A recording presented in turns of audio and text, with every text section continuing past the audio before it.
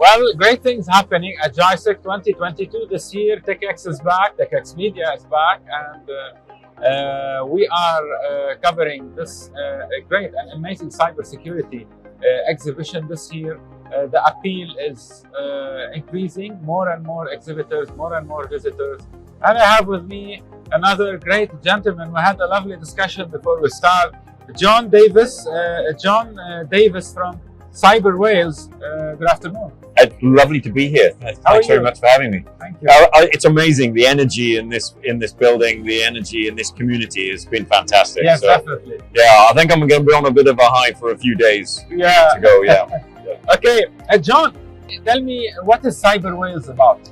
Yeah, it's strange, isn't it? So Wales is one of the 4 nations of the UK. So why aren't we talking about Cyber UK?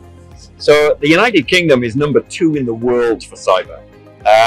And you know, this is recognized really high up there. We kind of invented a lot of the capability.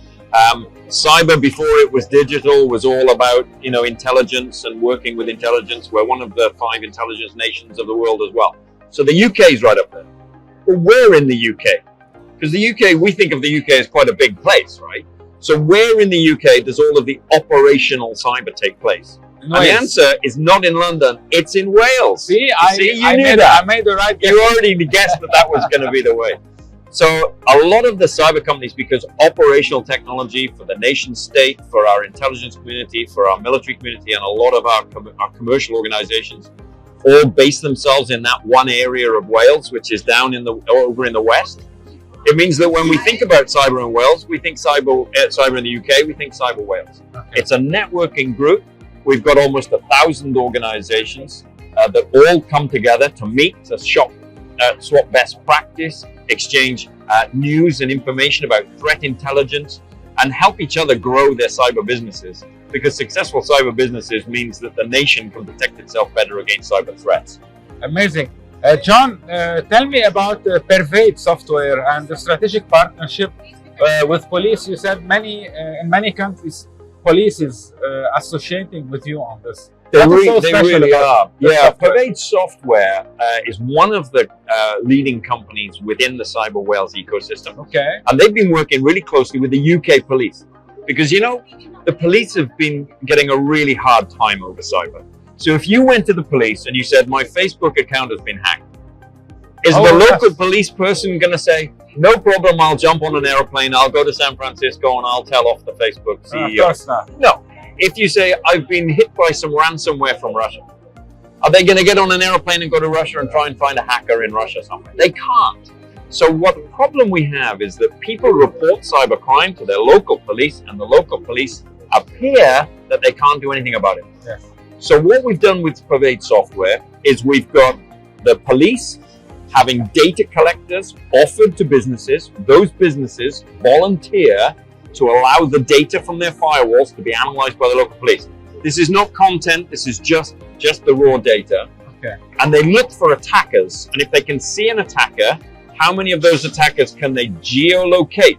If they geolocate them outside of the country, nobody cares. We can't deal with that. Give it to Europol, give it to Interpol, they'll deal with it.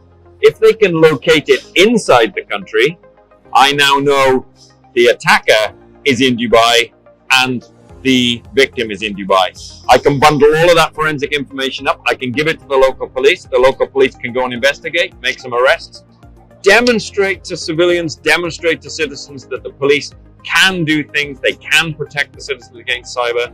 They can deal with it locally, and the police love it. And the benefit to the end user is not just getting bad guys arrested.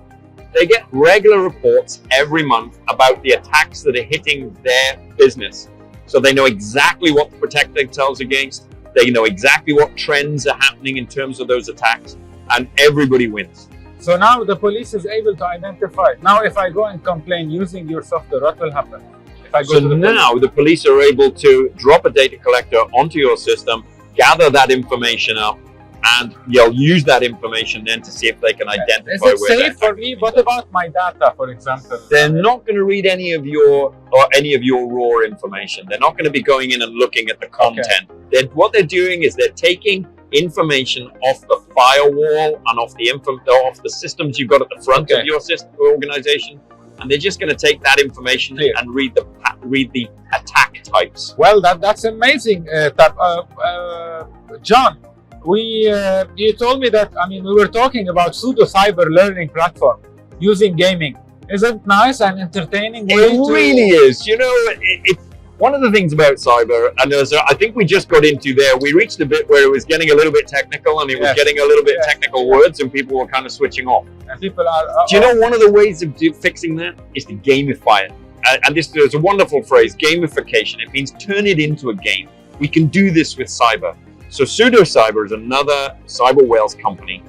They're visiting with us today. They're exhibiting their product, and they have a learning platform that converts the learning of cyber into a game, just like on a gaming system, where if you can hack into a server, you get points. If you can hack somebody's password, you get points. If you can knock over a website and stop it from functioning, you get points.